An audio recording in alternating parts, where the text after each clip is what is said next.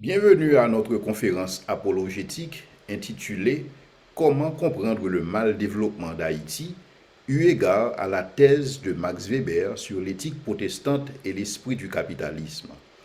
En Haïti, on présente le protestantisme comme étant une religion dominante, sinon une dénomination chrétienne et dominante. Maintenant, comment comprendre la réalité d'Haïti en tant que pays sous-développé par rapport à la thèse de Weber qui veut que les pays qui ont connu le protestantisme comme étant la dénomination chrétienne dominante, ces pays ont connu un développement économique assez significatif dans le contexte du capitalisme. D'où la nécessité de cette conférence, pour savoir pourquoi Haïti se retrouve dans cette situation avec un protestantisme relativement fort. Dans le cadre de cette conférence, je voudrais commencer par présenter le personnage de Weber. Qui était Weber? Ensuite, je vais vous présenter sa thèse, l'éthique protestante et l'esprit du capitalisme. Après, je vais considérer avec vous le contexte haïtien au regard du protestantisme. Et au final, je vais essayer de proposer une tentative d'explication du mal développement d'Haïti tenant compte de la thèse de Weber. D'abord, qui était Weber? Weber est né en 1864. Il est né à Erfurt dans une famille chrétienne et de confession calviniste et aussi une famille entrepreneuriale dans la mesure où son père dirigeait une entreprise de manufacture de textiles à Salzburg. Tout le monde connaît Weber, mais il y a aussi son frère Alfred qui est tout aussi célèbre. Son frère Alfred Weber est l'auteur de la théorie de la localisation industrielle, théorie qu'il a développée à l'université Heidelberg. Pour ce qu'il s'agit de Max Weber, il possède deux doctorats, un doctorat en droit et un doctorat en histoire agraire. Il est sociologue, il est professeur d'économie et de sciences politiques, toujours à l'université Heidelberg. Et on connaît Weber pour sa thèse L'éthique protestante et l'esprit du capitalisme, publiée entre 1903 et 1904. Maintenant, l'idée de Weber de produire une thèse, ce n'était pas pour faire l'éloge du protestantisme, mais beaucoup plus pour contrecarrer le marxisme.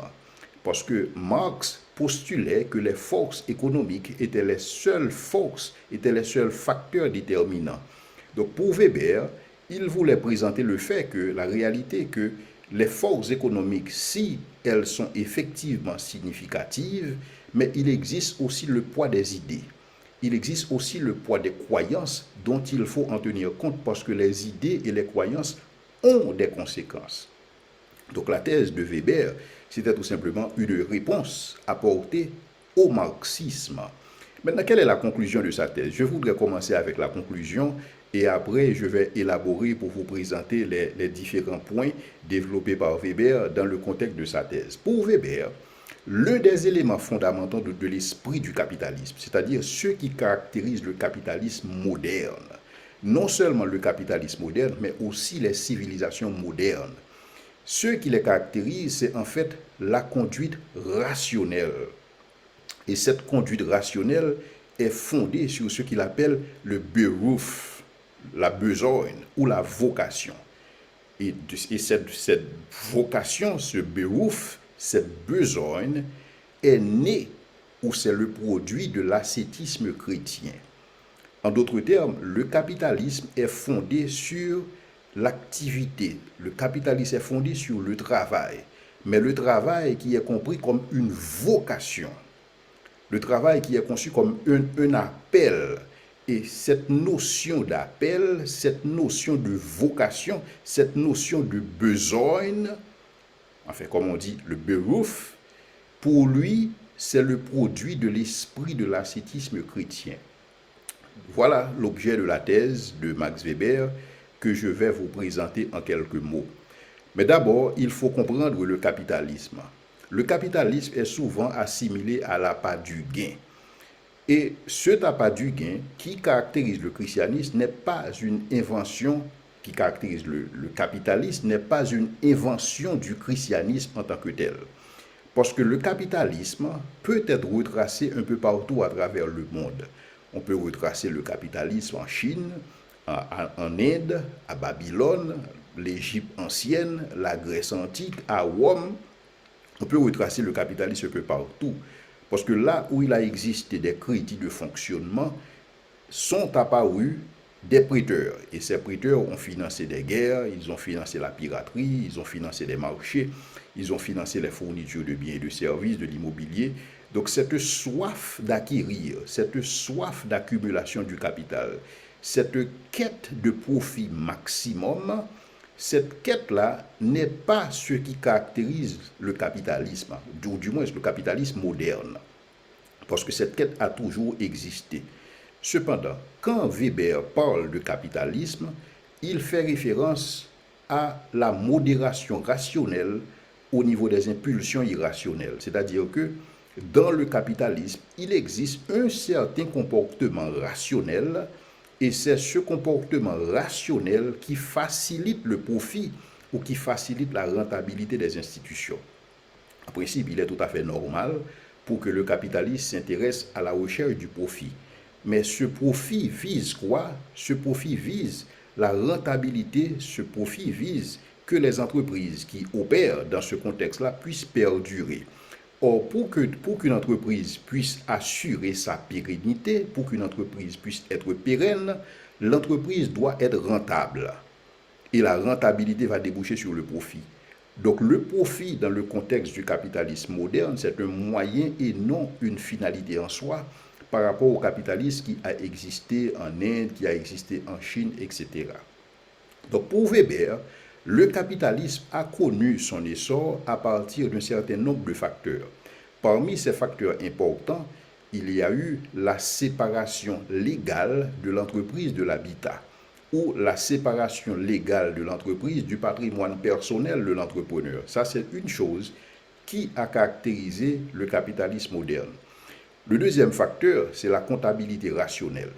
Et cette séparation légale de l'entreprise et la comptabilité rationnelle fait partie de ce qu'il appelle une modération rationnelle, fait partie de ce qu'il appelle une intention rationnelle de fonctionner, et c'est ce qui garantit le développement que le capitalisme a connu. Donc dans un certain sens, on peut essayer de trouver plusieurs éléments d'explication pour expliquer l'origine du capitalisme. Cependant, pour Weber, qui a fait des études au niveau des grandes religions, il a voulu explorer quels étaient les comportements, quelles étaient les attitudes qui ont conduit des gens à développer ce comportement rationnel. Si vous voulez, quelles sont les idées, quelles sont les croyances qui pourraient être responsables d'un certain comportement rationnel que des gens ont possédé à un certain moment de la durée qui justement a donné naissance au capitalisme moderne. Maintenant, ce que Weber a constaté, et aussi c'est une problématique qui est posée tout au début de son livre, c'est que, et je cite, les chefs d'entreprise et les détenteurs de capitaux, aussi bien que les représentants des couches supérieures qualifiées de la main-d'œuvre, et plus encore le personnel technique et commercial, hautement éduqué des entreprises modernes, sont en grande majorité protestants. Fin de citation, je reprends. Les chefs d'entreprise et les détenteurs de capitaux, aussi bien que les représentants des couches supérieures qualifiées de la main-d'œuvre, et plus encore le personnel technique et commercial, hautement éduqué des entreprises modernes, sont en grande majorité protestants. D'où la question que Max Weber allait formuler pour développer sa thèse, à savoir pourquoi les régions, pourquoi les pays comme Genève, Écosse, Pays-Bas, la Hollande, la Nouvelle-Angleterre, etc., pourquoi ces pays, pourquoi ces régions économiquement les plus avancées se montraient-elles en même temps particulièrement favorables à une révolution dans l'Église, c'est-à-dire au protestantisme, parce que c'est ça le protestantisme. Le protestantisme était un mouvement révolutionnaire par rapport à un certain establishment religieux que représentait l'Église catholique d'alors. Donc pour Weber, c'est un fait. C'est un fait que les protestants ont montré une certaine disposition spéciale, une certaine disposition particulière pour ce qu'il s'agit du rationalisme économique. Et c'est ce que Weber a constaté au niveau de la couche dominante Mais même au niveau de la couche dominée, même au niveau des minorités, il a constaté une certaine éthique, il a constaté un ascétisme chrétien présent au niveau du protestantisme, et cet ascétisme chrétien serait à la base du rationalisme économique. Et c'est justement ce rationalisme économique qui aurait donné naissance au capitalisme.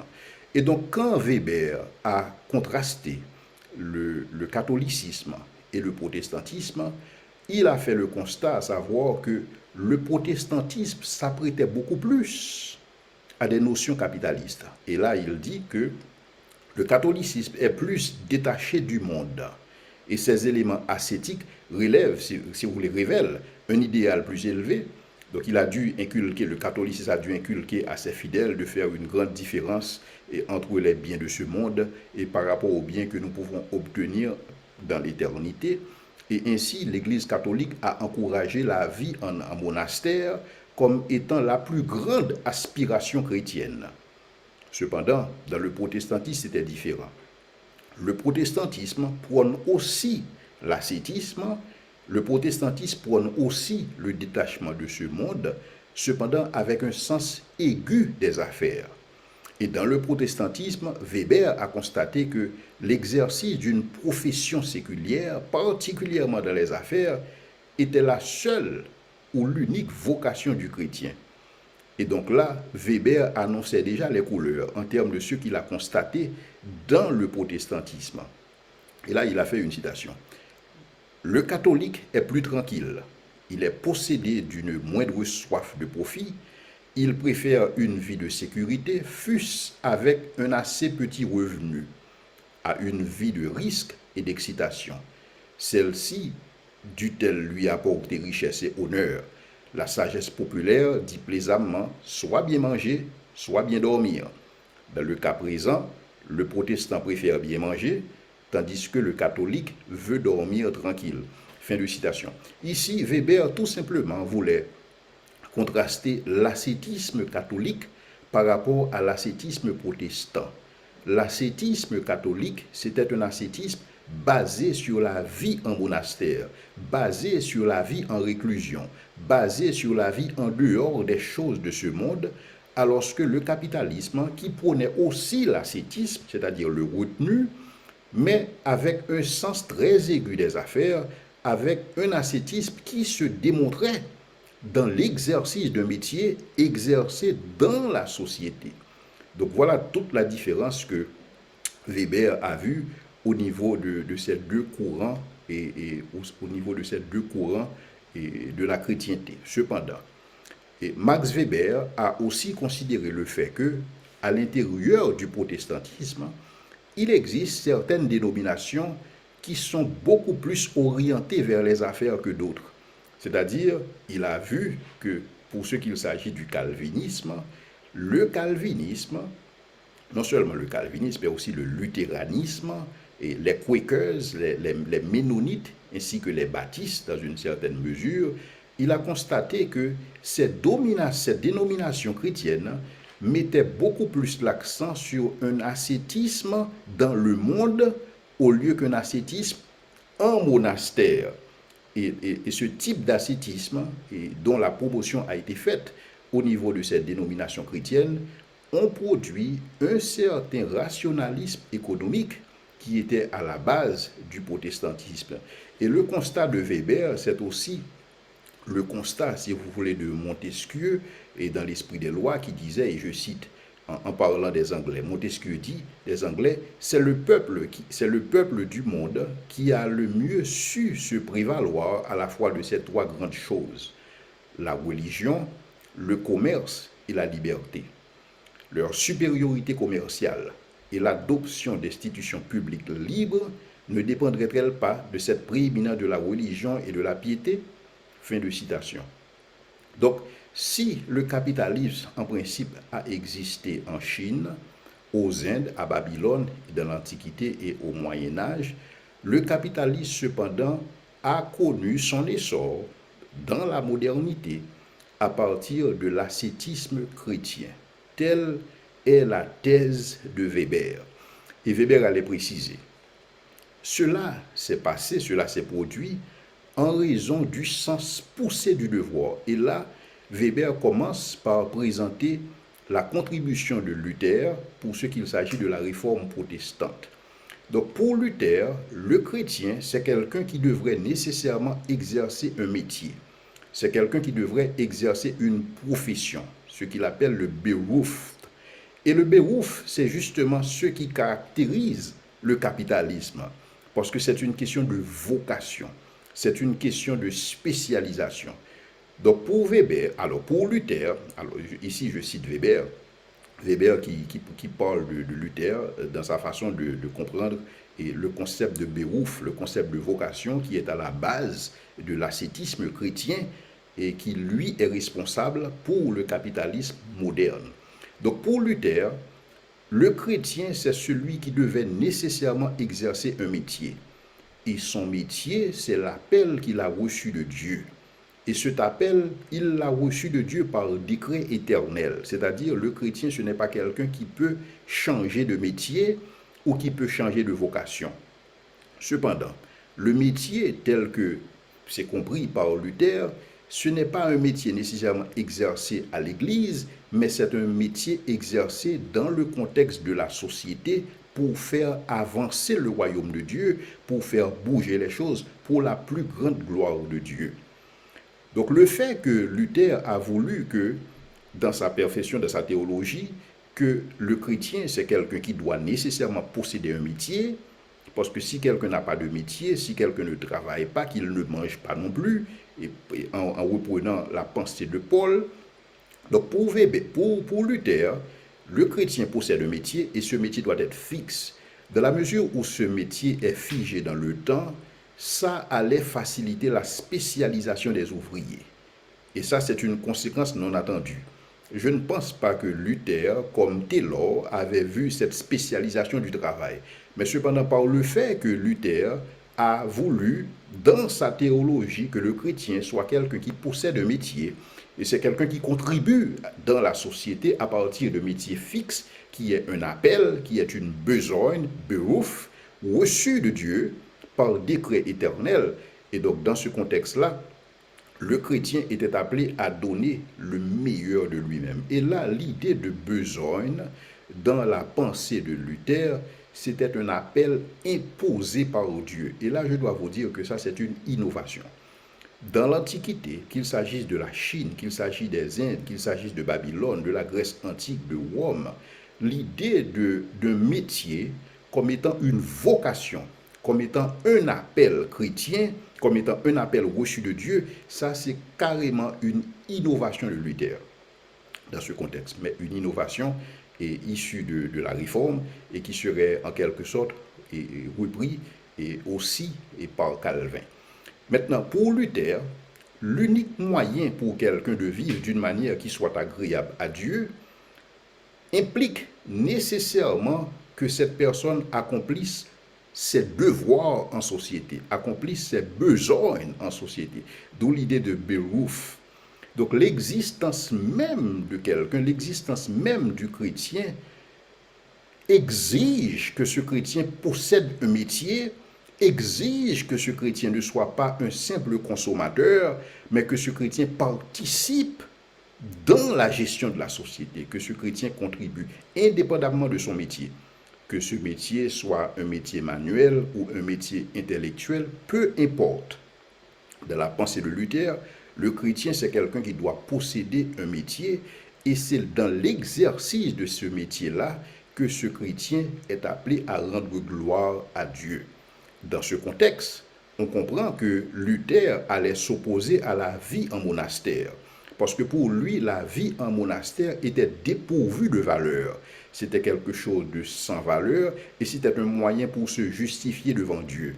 Or, si vous vous souvenez, Luther est venu avec justification par la foi et la foi seule. Donc, dans ce contexte, Luther s'est opposé à la vie en monastère. Maintenant, l'homme était appelé à accomplir sa besogne professionnelle, son beruf, entre guillemets, dans l'exercice de l'expression de l'amour du prochain. Donc, dans la pensée de Luther, chaque chrétien doit posséder un métier Et l'exercice de ce métier confirme le fait que le chrétien aime son prochain. Et donc ça rentre dans le contexte de son appel. Donc l'accomplissement de ses devoirs en tant que chrétien fait que le chrétien doit posséder un métier. Bon, bien sûr, il va dire un métier licite, donc un métier qui est respectable, mais pas respectable dans le sens un métier dont la société confère certains honneurs, mais un métier qui va dans le sens de faire avancer les choses, de faire avancer la gloire de Dieu tel que c'est présenté et au niveau de la pensée de Luther. Donc, Max Weber commence par indiquer que cette idée de vocation, cette idée de Beruf, cette idée d'appel, cette idée de spécialisation dans le contexte d'un métier, c'est une innovation de la part de Luther qui a voulu que dans sa théologie, que chaque chrétien doit posséder un métier et c'est dans l'exercice de ce métier-là que le chrétien rend gloire à Dieu. D'où la nécessité pour Luther de s'opposer à la vie en monastère telle que c'était préconisé par l'Église catholique d'alors. Non seulement Weber nous présente Luther dans sa théologie du Beruf, mais il y a aussi Calvin. Donc le calvinisme, et si vous voulez, c'est une foi qui a eu beaucoup d'influence, si vous voulez, entre le XVIe siècle et le XVIIe siècle. Et ceci, il y a eu pas mal de luttes qui ont été menées, des luttes politiques, culturelles et économiques dans la plupart des pays capitalistes comme Pays-Bas, l'Angleterre et la France. Maintenant, le calvinisme est centré sur une doctrine particulière qu'on appelle la prédestination. Dans le calvinisme, par décret, Dieu a prédestiné certains pour le salut et Dieu aurait prédestiné d'autres personnes pour la perdition. Maintenant, l'élu chrétien, et Dieu lui conserve la vie ici-bas pour qu'il puisse rendre gloire à Dieu, pour qu'il puisse obéir les commandements de Dieu. Dieu veut l'efficacité sociale. Non seulement Dieu, selon la pensée de Calvin, non seulement il veut que le chrétien accomplisse ses devoirs dans le contexte des commandements qu'il a donnés, mais le chrétien doit aussi faire la promotion d'une certaine efficacité sociale dans une certaine organisation de la cité. Donc le chrétien doit participer dans ces choses-là. Cependant, puisque le calvinisme est centré sur un décret et prononcé par Dieu depuis les temps éternels, à savoir certains seraient élus et d'autres pas. Maintenant, la question qui était posée, c'était de savoir quand est-ce qu'on peut savoir que quelqu'un est élu?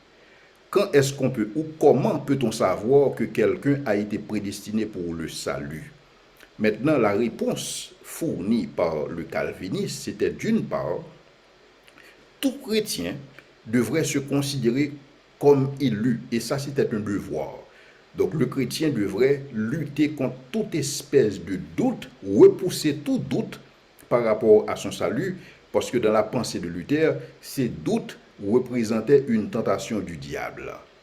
Et ces doutes manifestaient une certaine insuffisance de la confiance en soi qui découle d'une insuffisance dans la foi et donc, en conclusion, qui présente une certaine insuffisance dans l'efficacité de la grâce.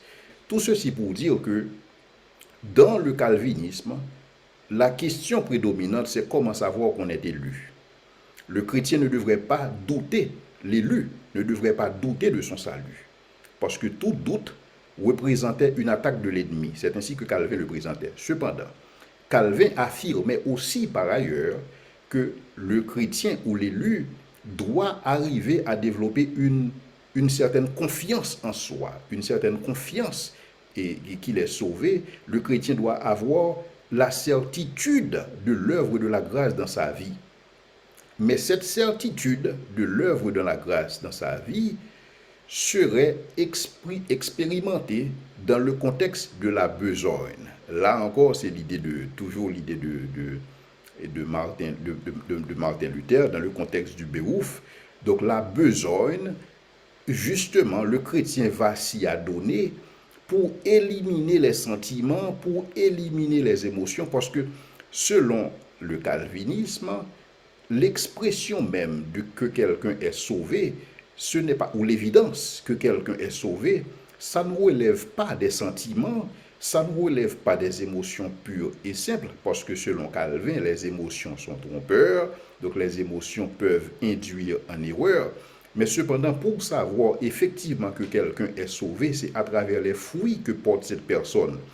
Et porter du fruit ou porter des fruits relève, si vous voulez, du fait que cette personne fait sa besogne, cette personne remplit ses devoirs au sein d'une société, au sein d'une communauté où il va travailler à augmenter la gloire de Dieu.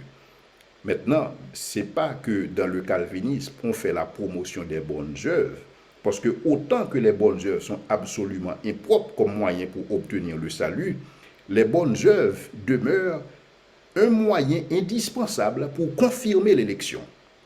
C'est-à-dire, dans la pensée de Calvin, je sais que je suis élu dans la mesure où je porte des fruits, et ces fruits font partie de cette besogne, de cet appel, de cette vocation que j'exerce en société. Donc, c'est-à-dire, je suis sauvé. Je ne suis pas sauvé pour avoir fait de bonnes œuvres, mais parce que je suis sauvé, je vais faire des bonnes œuvres pour confirmer mon élection. Et ici, quand Calvin parle de bonnes œuvres, il ne parle pas de la charité qui est exercée à l'endroit du pauvre. Il parle particulièrement de l'exercice d'une besogne, de l'exercice d'un métier qui est réalisé en société, un travail qui est fait, un travail productif qui est réalisé dans la société dans la mesure où cela permet de faire avancer la gloire de Dieu. Donc le Dieu du calvinisme, c'est un Dieu qui ne réclamait pas des bonnes œuvres isolées, mais une vie tout entière érigée, dirigée vers de bonnes œuvres produites en système. Donc dans le contexte du calvinisme, pour ce qu'il s'agit des bonnes œuvres, c'est tout un système que Dieu a mis en place pour faire fonctionner le monde. Donc le chrétien qui participe dans la gestion de la société, le chrétien qui travaille dans le sens à fournir des biens et des services qui garantissent un certain bien-être dans la société, c'est un chrétien qui confirme son statut d'élu. Maintenant, je dois vous dire qu'avec une telle théorie, alors ce n'est pas moi qui dis, c'est Weber, avec une telle appréciation, avec une telle approche de la question, il est évident que ceux qui veulent confirmer leur élection allaient le faire à travers de leurs besoins, à travers de leurs devoirs, à travers de leurs activités, à travers de leurs professions, ne serait-ce que pour confirmer effectivement qu'ils sont élus.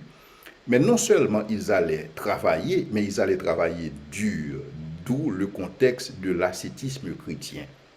Maintenant, l'ascétisme était devenu une méthode de conduite rationnelle. Non seulement le chrétien, non seulement l'élu travaillait, mais l'élu travaillait avec rigueur. L'élu travaillait en sorte que son travail puisse rendre gloire à Dieu.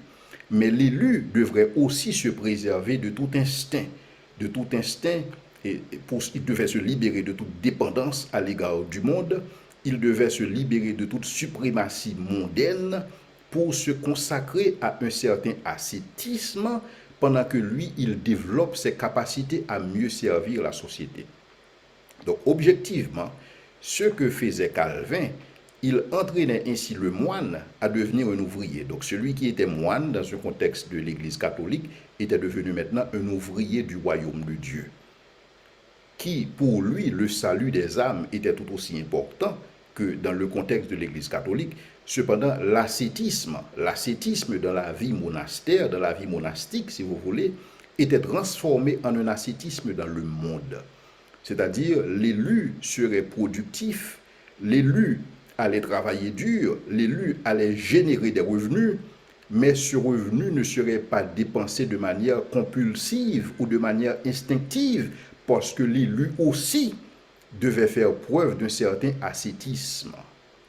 Et donc voilà, en quelque sorte, comment Calvin vous avait cette vision de l'ascétisme chrétien, et si vous voulez, qui condamnait l'utilisation abusive de la richesse et qui condamnait l'oisiveté, qui condamnait les tentations de la chair, et pour se consacrer à une condition, pour se consacrer, si vous voulez, à un comportement beaucoup plus rationnel dans la gestion des ressources financières qui serait issu de la besogne. Parce que dans la mesure où l'élu se focalise sur la besogne, l'élu va effectivement réussir dans l'entreprise de production de richesse.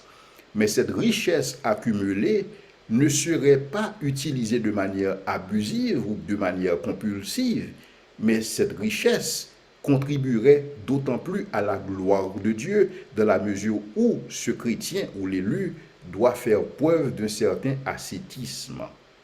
Donc, dans un certain sens, et Luther et Calvin condamnaient non seulement le péché de la oisiveté, mais ils condamnaient aussi la façon dont le temps était géré. Parce que le temps, dans leur contexte, était perçu comme étant une ressource dont l'utilisation permettait de confirmer la vocation chrétienne. Donc, je suis chrétien à partir de la façon dont j'utilise mon temps.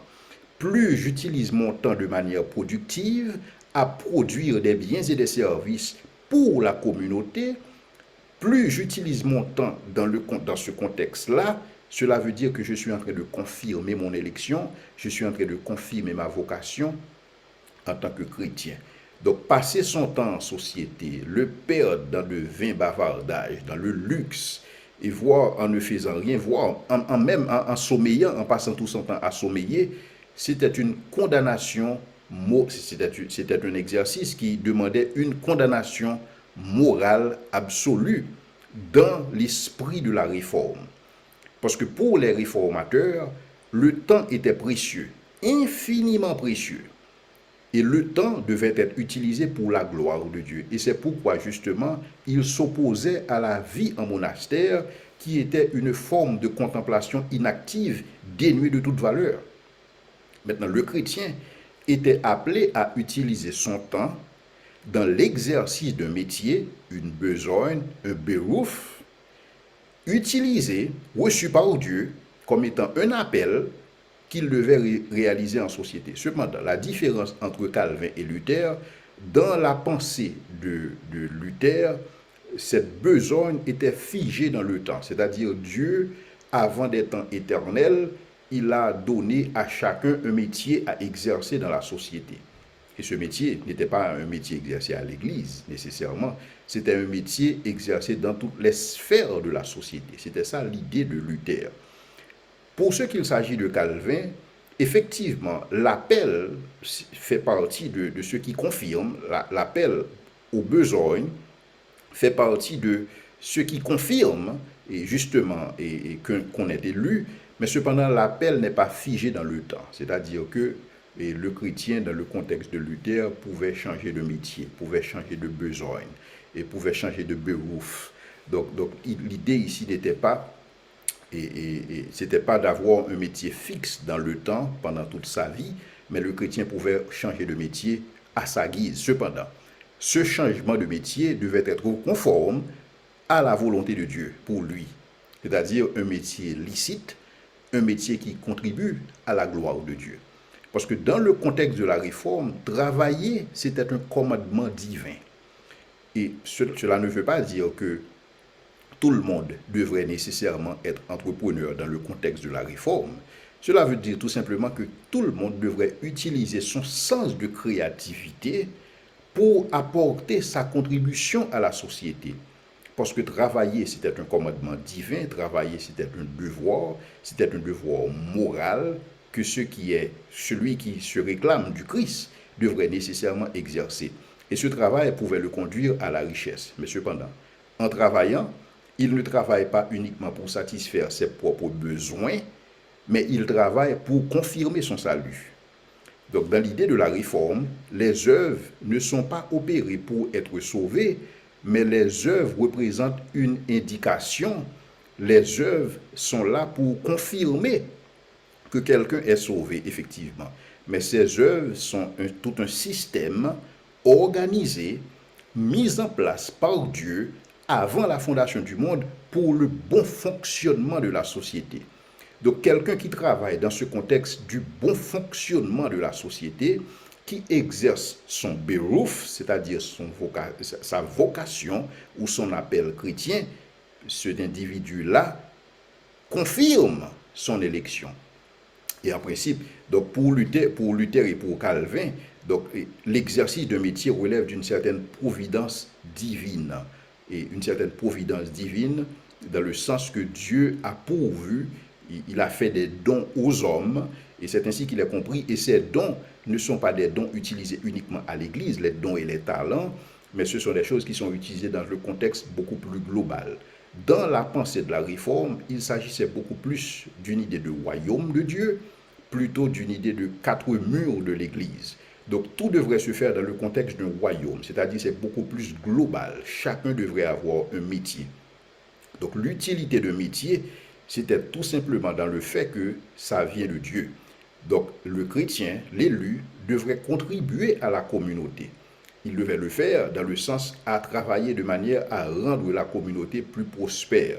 Et donc dans ce contexte, être riche n'était pas nécessairement une mauvaise chose. Cependant, cette richesse ne devrait pas être utilisée pour la satisfaction de la chair ou pour la jouissance spontanée. D'où cette éthique protestante, d'où cet ascétisme et qui caractérise, si vous voulez, le puritanisme et qui a présenté à cette époque ce que Weber appelle l'éthos de l'entreprise bourgeoise rationnelle. Donc l'éthos de cette entreprise bourgeoise rationnelle est né d'un certain ascétisme que les chrétiens devraient posséder pour confirmer leur élection. Et cette confirmation était faite par la besogne, dans le sens que chaque chrétien devrait exercer un métier licite, et ce métier devrait pouvoir contribuer au bien-être de la société, au bien-être de la collectivité. Donc dans ce contexte, l'homme était présenté, si vous voulez, dans le contexte de la réforme, comme un intendant. Un intendant ou, si vous voulez, un régisseur.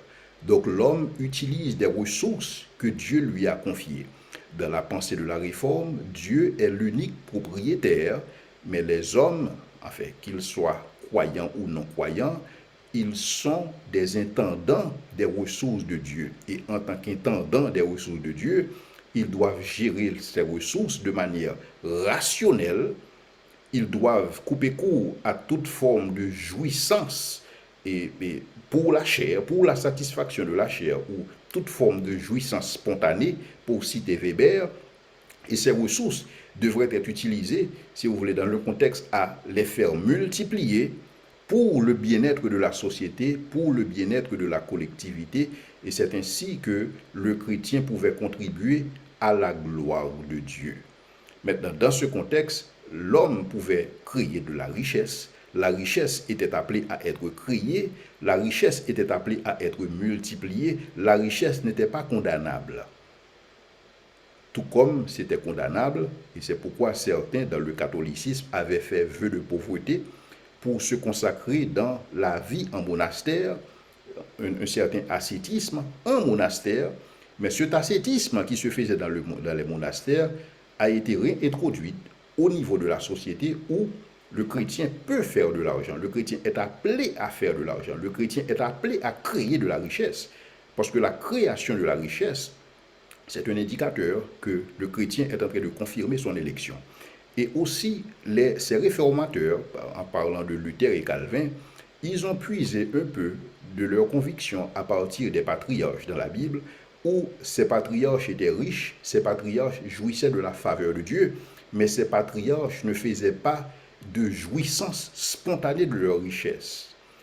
Donc c'est le même cas de figure qui est retranscrit dans le contexte chrétien, dans le contexte de la réforme. Donc dans ce certain sens, la religion devrait produire industrie et frugalité. C'est-à-dire, la religion, dans le contexte de la réforme, devrait produire industrie. Et qui dit industrie dit travail. Qui dit travail dit productivité. Qui dit productivité dit croissance. Qui dit croissance dit développement. Mais la religion devrait aussi produire la frugalité. Donc la religion devrait produire industrie et frugalité, et celle-ci, à leur tour, allait engendrer encore plus de richesses. Et d'où la conception des réformateurs dans ce contexte. Donc sur le terrain de la production des biens privés, l'ascétisme combattait à la fois la malhonnêteté et l'avidité purement instinctive. Donc non seulement il y avait, et si vous voulez, cette possibilité pour que le chrétien produise des richesses, mais cependant le chrétien devrait se tenir loin de toute forme de malhonnêteté, le chrétien devrait se tenir loin de toute forme d'avidité dans ce contexte. Donc dans ce contexte-là, dans l'esprit de la réforme, on condamnait ce qu'on appelait le mammonisme, qui est le culte de Mammon. Mammon, c'est la richesse. Donc la richesse n'était pas poursuivie pour elle-même.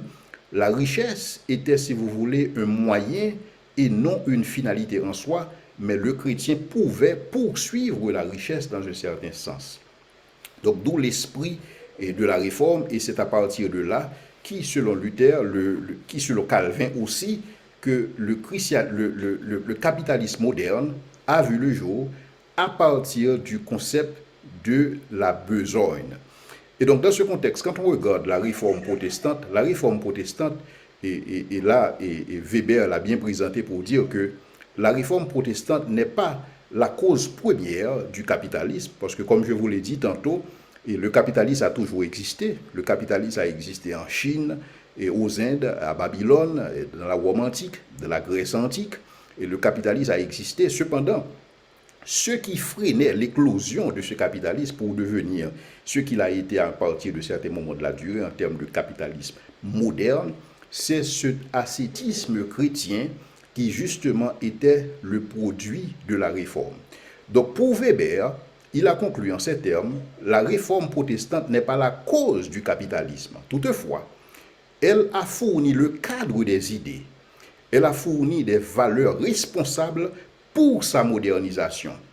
Et dans un certain sens, quand les conditions étaient réunies, et ici en termes de conditions, on peut citer la réglementation mercantilisme de l'État, qui peut être une condition aussi, parce qu'il faut le capitalisme, il faut qu'il y ait un certain régulateur, il faut qu'il y ait un agent et pour contraindre et en fait pour fixer les règles du jeu dans un certain sens. Il faut qu'il y ait un cadre où les affaires peuvent être exprimées de manière libre et de manière, et si vous voulez, avec créativité et innovation.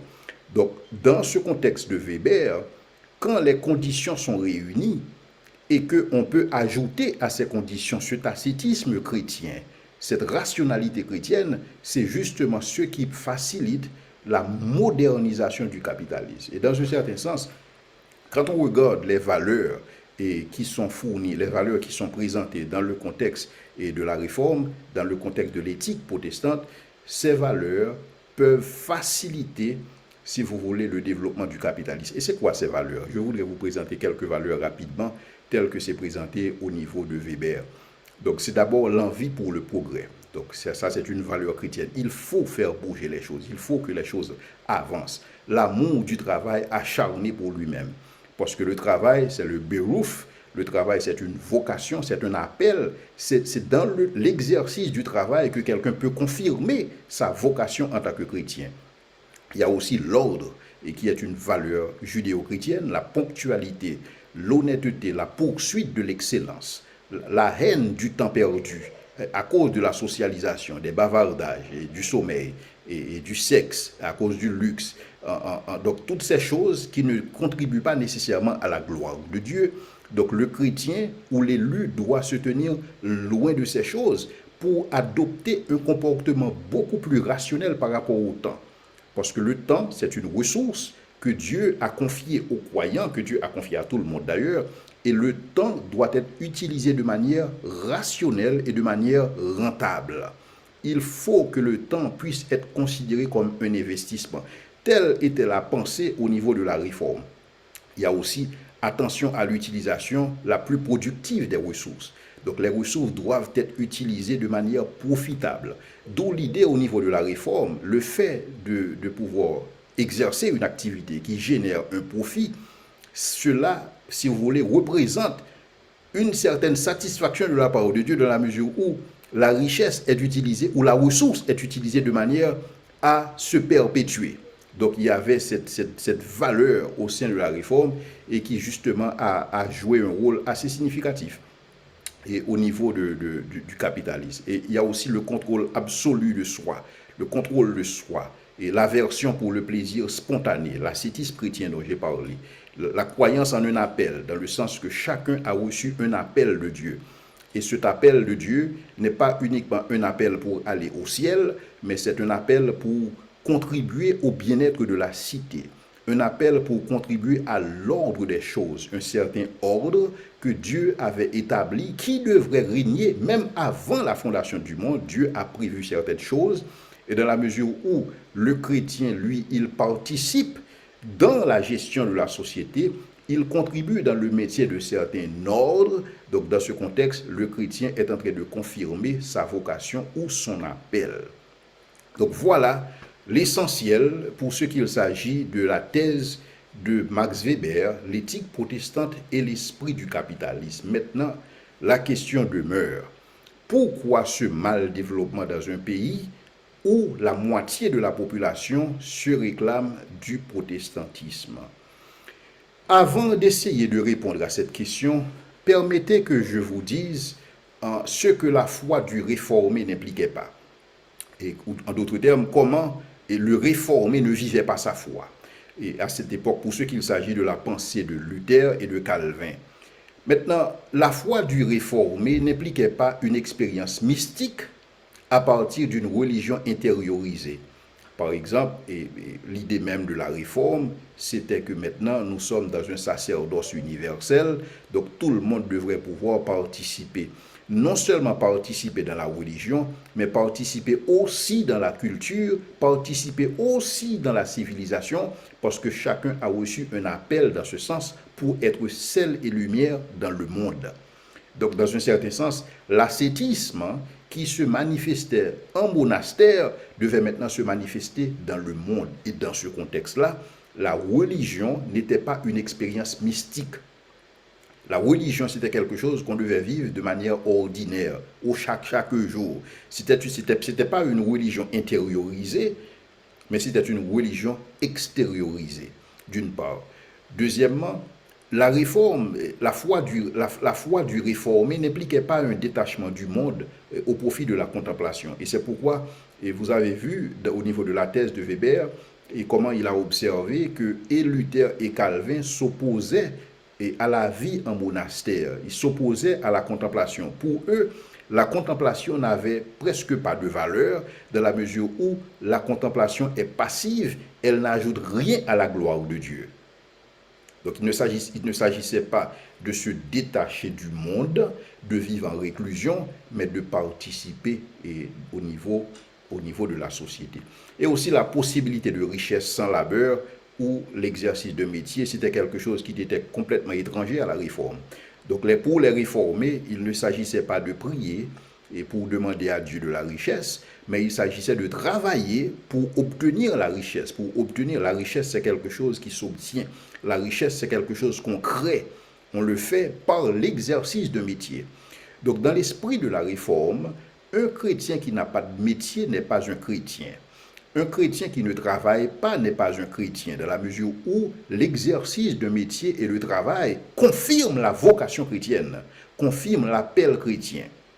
Donc maintenant, avec une telle pensée, avec une telle révolution apportée par la réforme dans ces sociétés, on pouvait voir nécessairement que ces sociétés ont connu un essor économique assez significatif. Ensuite, la foi du réformé n'impliquait pas un appel à servir dans l'Église uniquement. Par exemple, dans la pensée de la réforme, et de même que quelqu'un puisse recevoir l'appel pour diriger une église, quelqu'un peut recevoir un appel pour diriger une entreprise, et quelqu'un peut recevoir un appel pour travailler dans l'agriculture. Et c'est ce que nous avons vu au niveau du puritanisme, et les puritains qui avaient laissé l'Angleterre pour se rendre aux États-Unis. Et c'est pour ces puritains, ces deux concepts voulaient dire la même chose. Work, qui signifie travail, worship, qui signifie adoration. Donc pour ces puritains, il n'y avait aucune différence entre work et worship. Donc dans un certain sens, Pour eux, il n'y a pas un appel qui soit beaucoup plus valorisant que d'autres, dans le sens que quelqu'un soit appelé à être pasteur, c'est une bonne chose.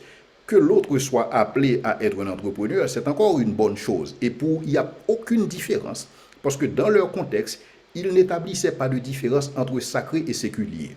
Ils établissaient par contre une différence entre sacré et profane. Donc pour eux, le chrétien ne peut pas exercer un métier profane, c'est-à-dire un métier illicite. Mais dans la mesure où ce métier est licite, ce métier est sacré.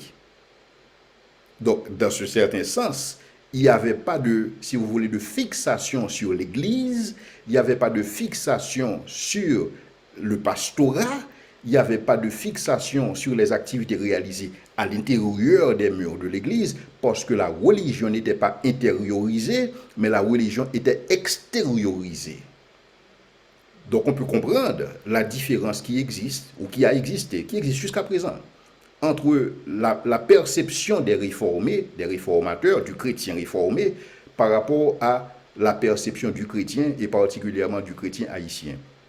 Donc pour les réformateurs, il n'y avait pas de mépris pour les responsabilités terrestres. Donc la foi du réformé n'impliquait pas un mépris pour les responsabilités terrestres, indépendamment du métier. Que ce métier soit manuel, que ce métier soit intellectuel, il n'y a aucune différence dans la mesure où nous avons tous reçu un appel de Dieu pour exercer un métier. Parce que le métier est issu d'un appel, le métier est sacré. Que ce métier soit manuel, que ce métier soit intellectuel, que ce métier soit réalisé dans le sens à réaliser des milliards de dollars ou des centaines de dollars, peu importe, parce que ce métier représente un appel chrétien. Ensuite, il n'y avait aucune dichotomie dans la pensée de la réforme, aucune dichotomie entre le temporel et l'éternel.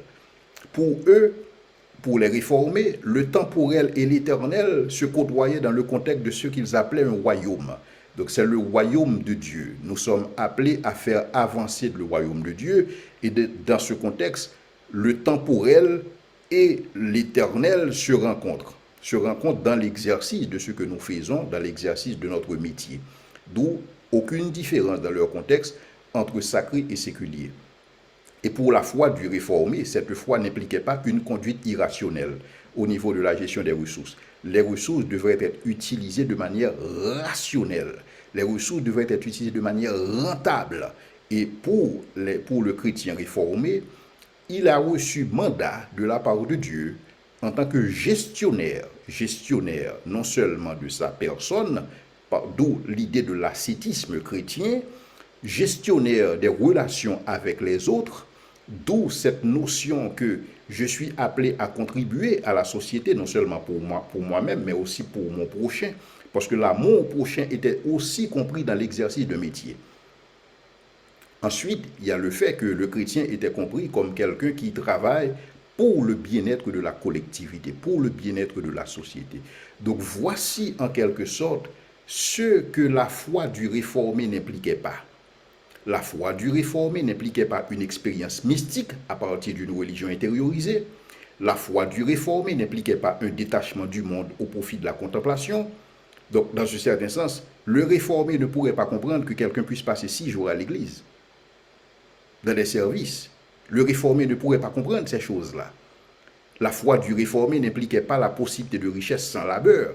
Le réformé ne pourrait pas comprendre que quelqu'un prie pour obtenir de la richesse. Parce qu'on ne prie pas pour obtenir la richesse, on travaille pour générer la richesse secrète. Donc, la foi du réformé n'impliquait pas un appel à servir dans l'Église uniquement. La foi du réformé n'impliquait pas le mépris des responsabilités terrestres. Et la foi du réformé n'impliquait pas une dichotomie entre le temporel et l'éternel, entre le sacré et le séculier. Et au final, la foi du séculier n'impliquait pas une conduite irrationnelle ou une jouissance spontanée dans l'utilisation des richesses. Maintenant, quand on constate ce que notre foi implique aujourd'hui, dans le contexte haïtien particulièrement, par rapport à la foi des réformés, donc on peut rapidement voir la dichotomie. Donc tout comme la version du capitalisme ne ressemble rien à l'esprit du capitalisme moderne, le capitalisme que nous voyons aujourd'hui ne ressemble en rien au capitalisme que Weber étudiait. Parce que dans le capitalisme de Weber, il ne s'agissait pas d'accumuler du capital pour accumuler du capital. Et c'est la même chose. La version actuelle du christianisme, particulièrement celle que nous vivons en Haïti, semble en nette opposition à l'éthique protestante d'alors. C'est-à-dire, quand on constate les valeurs d'usage dans le milieu protestant haïtien, on constate qu'il existe une nette dichotomie, on constate une certaine cassure par rapport aux valeurs judéo-chrétiennes qui étaient promues du temps de la Réforme. Maintenant, une question demeure, à savoir, est-ce un problème de transmission ou un problème de réception du message de l'Évangile au niveau de l'effort missionnaire? Parce que l'Évangile n'a pas vu le jour en Haïti. L'Évangile, on nous l'a apporté. Est-ce que le problème résulte dans la transmission ou dans la réception? En d'autres termes, comment expliquer le mal développement d'Haïti, tenant compte du poids du protestantisme dans le tissu social et religieux haïtien, à la lumière de la thèse de Weber?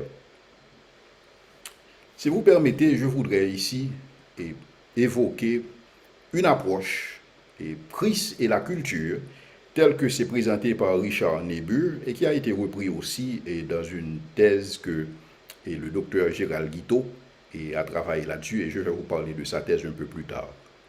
Donc pour Niebuhr, pour ce qu'il s'agit de la dynamique de la foi chrétienne par rapport à la culture, on peut parler de Christ contre la culture. Dans un certain sens, il y a le rejet et l'opposition de la culture comme étant mauvaise. C'est-à-dire, les missionnaires peuvent rentrer dans un pays et déclarer la culture locale de mauvaise. Donc il y a une opposition nette qui est faite par rapport à la culture locale. Ou du moins, s'il parle aussi de crise de la culture, dans le sens qu'il y a une certaine assimilation de la culture et qui débouche sur du syncrétisme, à peu près l'approche au niveau des missions catholiques. Il y a aussi crise au-dessus de la culture. Ici, la culture est transcendée par des réalités beaucoup plus pertinentes. Donc des interventions sont réalisées, mais on s'en fout de la culture dans la mesure où elle n'est pas trop importante dans un certain sens. Mais il y a aussi le Christ et la culture en paradoxe. Dans un certain sens, il y a l'affirmation d'une part et le rejet de la culture selon le cas. Et ça, c'était beaucoup plus l'approche qu'a utilisé Luther. Dans un certain sens, ce qu'il fallait valoriser au niveau d'une culture était valorisé, ce qu'il fallait rejeter était rejeté. Et dans un certain sens, il y avait ce paradoxe, si vous voulez, entre Christ d'une part et la culture d'autre part. Mais il y a aussi cette idée de Christ transforme la culture. Ici, la culture ne doit pas être éliminée, mais la culture doit être changée. Changée de l'intérieur à partir d'une participation active des chrétiens de toutes les sphères d'influence. Telle était la position de Calvin. Et c'est pourquoi justement Calvin ne voyait pas que le métier était figé dans le temps, mais que le métier, c'est un appel chrétien que le chrétien a reçu de la part de Dieu dans le contexte du Bérouf pour être efficace dans la société. Et c'est justement dans l'exercice de ces activités en tant que chrétien que le chrétien allait pouvoir s'occuper pour éliminer toute forme de doute relative au fait s'il est élu ou s'il n'est pas élu. Donc l'approche de Calvin, c'était une approche où la culture ne doit pas être rejetée, la culture ne doit pas être assimilée, la culture ne doit pas être transcendée, la culture ne doit pas être ignorée, mais que la culture doit être transformée. Et cette transformation s'opère uniquement quand les chrétiens participent dans toutes les sphères d'influence, y compris l'Église. Maintenant, pour ce qu'il s'agit de la thèse du docteur Gérald Guiteau, il soutient, en fait, dans son ouvrage, la contextualisation culturelle de l'Évangile, et docteur Guiteau soutient que dans notre approche de la culture, nous devons, à la manière des apôtres de Christ, évaluer la culture pour savoir ce qu'il faut accepter, ce qu'il faut épurer ou réformer et ce qu'il faut rejeter. Donc notre attitude doit être de valoriser la culture quand c'est nécessaire et de rejeter dans la culture les coutumes et traditions qui annulent la parole de Dieu. Donc nous devons comprendre la nécessité d'annoncer l'évangile du salut en prenant en considération les avantages et les défis de la culture de notre interlocuteur. Fin de citation. Donc maintenant, l'approche de Dr Guiteau pour asseoir sa thèse et qui implique le fait que l'effort missionnaire doit tenir compte de la culture ambiante. Donc il soutient que il y a eu différentes catégories, différentes formes d'efforts missionnaires réalisés à travers le monde entier, et pour ce qu'il s'agit de la culture. Et là, il a parlé de 3 types d'efforts missionnaires, 3 types de méthodes. Il a parlé de la transplantation, de l'accommodation et l'indigénisation. Ici, l'idée pour nous, c'est de comprendre, toujours dans le contexte de notre question, qu'est-ce qui explique ce mal développement?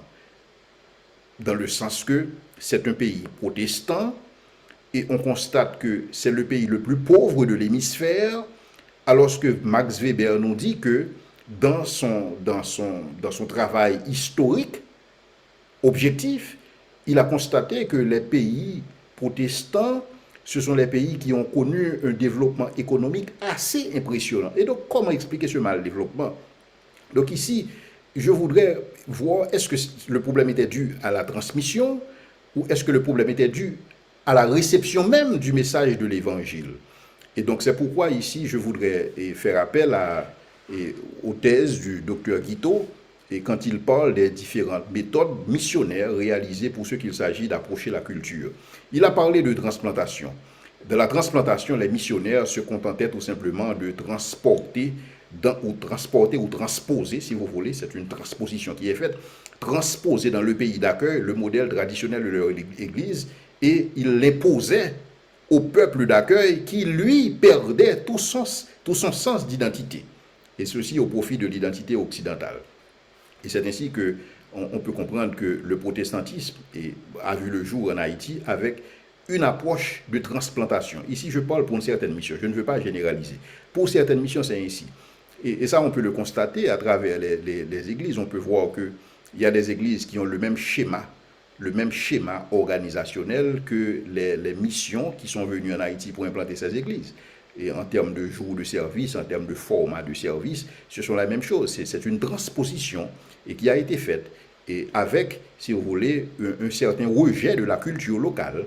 Et la culture locale était perçue comme étant démonique et complètement démonique et à rejeter complètement, et avec une certaine imposition de leur culture, de leur façon de faire aux populations locales. Ça, c'est une des façons qu'on peut comprendre la réalité de ce qui s'est passé dans le contexte du protestantisme en Haïti en termes de transplantation. La deuxième approche missionnaire, c'est l'accommodation. Ici, les missionnaires transposaient le message chrétien dans la langue et la culture autochtone sans altérer la vision du monde au contexte local. C'est-à-dire ici, c'est un mélange qui est fait et c'est pourquoi, justement, ça peut facilement déboucher sur du syncrétisme. Et ça, c'est l'approche qu'a utilisée certaines missions catholiques et dans leur contexte d'effort d'évangélisation.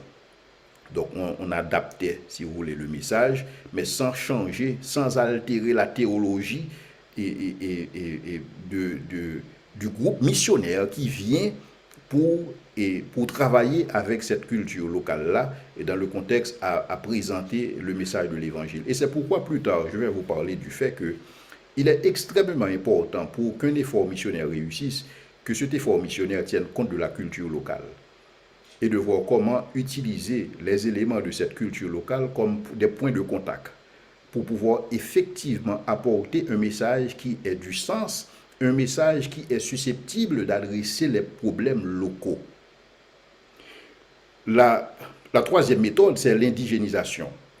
L'indigénisation est définie comme le processus de traduction du message chrétien à une culture et à un peuple autochtone particulier, et afin que la foi chrétienne se développe dans ce contexte local. Ça, c'est une bonne chose, c'est une bonne approche. Et cependant, cette approche implique que la communauté locale, avec son leadership, prenne la responsabilité de tout ce qui se fait dans le processus. Et cela implique une certaine capacité, la capacité d'autofinancement, la capacité d'autogouvernance et la capacité d'autopropagation de l'Évangile. Mais il se trouve que si des efforts missionnaires ont été réalisés dans le contexte protestant, on a vu que si effectivement il y a eu une certaine indigénisation, la capacité d'autofinancement et d'autogouvernance n'était pas toujours au rendez-vous.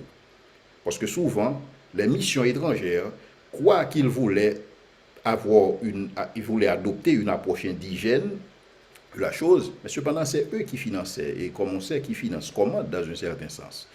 Donc, les missions locales, ou si vous voulez, les groupes locaux qui sont sur le terrain, n'ont jamais eu cette capacité de pouvoir s'autofinancer et de pouvoir s'autogouverner. Pour l'autopropagation, cela se fait sans problème, aucune difficulté. Et même là, et des fois, on se retrouve dans des situations où, et avec des croisades qui sont réalisées, des événements et culturels, des événements religieux qui sont réalisés, surtout il faut qu'il y ait un missionnaire qui participe là-dedans. Donc l'indigénisation n'a pas toujours été complète.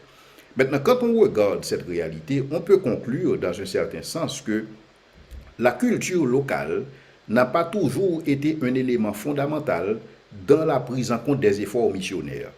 C'est-à-dire, quand on regarde la vision du monde, haïtienne, dans un certain sens, n'a pas souvent été diagnostiquée, étudiée et comprise par les efforts missionnaires pour savoir comment et quel type de méthode d'évangélisation qu'ils pourraient implémenter en Haïti en partenariat avec les populations locales pour voir comment ce message devrait être transmis, comment ce message devrait être reçu et comment ce message pourrait effectivement adresser les réalités locales.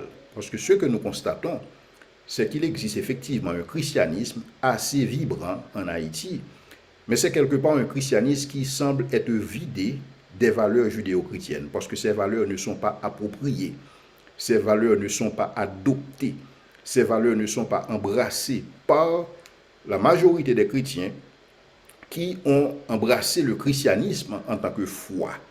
Donc quand on regarde ce qui se passe au niveau des pratiques, on constate que les valeurs judéo-chrétiennes n'étaient pas au rendez-vous. Et si effectivement ces valeurs judéo-chrétiennes étaient au rendez-vous, comme Weber a expérimenté, quand ces valeurs sont mises en pratique dans une culture, dans un pays, ça débouche toujours sur un développement économique appréciable. Donc la thèse de Weber, en ce qui me concerne, cette thèse tient toujours que l'éthique protestante est favorable à l'esprit du capitalisme. Cependant, il importe pour que le pays qui se réclame du protestantisme puisse effectivement adopter ces valeurs, que ces valeurs ne soient pas des valeurs dont on parle uniquement, mais que ces valeurs soient des valeurs d'usage et non pas seulement des valeurs épousées. Parce qu'on peut dire qu'on épouse des valeurs, mais dans la réalité, dans la pratique des choses, on fait autre chose par rapport à ce qui est dit au niveau des valeurs. Mais quand ces valeurs sont au rendez-vous, et là je voudrais reprendre ces valeurs telles que c'était compris au niveau de la thèse de Weber, c'est une envie pour le progrès, l'amour du travail acharné pour lui-même, l'ordre, la ponctualité, l'honnêteté, la poursuite de l'excellence, la haine du temps perdu, l'attention à l'utilisation la plus productive des ressources représentées par le profit, le contrôle absolu de soi et l'aversion pour le plaisir spontané, la croyance en un appel pour prouver sa foi dans une vocation. Donc, dans un certain sens, quand on regarde ce qui constitue les valeurs judéo-chrétiennes, la poursuite de l'excellence, l'esprit d'entreprise, l'honnêteté, l'intégrité, quand on regarde l'expression de certaines réalités au niveau local, au niveau du secteur protestant, il y a lieu de conclure que le christianisme en Haïti serait un christianisme qui est étranger par rapport à ces valeurs judéo-chrétiennes, par rapport même au christianisme historique tel que ce christianisme a pu être étudié à travers le temps et à travers l'histoire, et particulièrement dans le contexte de Weber, dans sa thèse intitulée « L'éthique protestante et l'esprit du capitalisme ». Merci.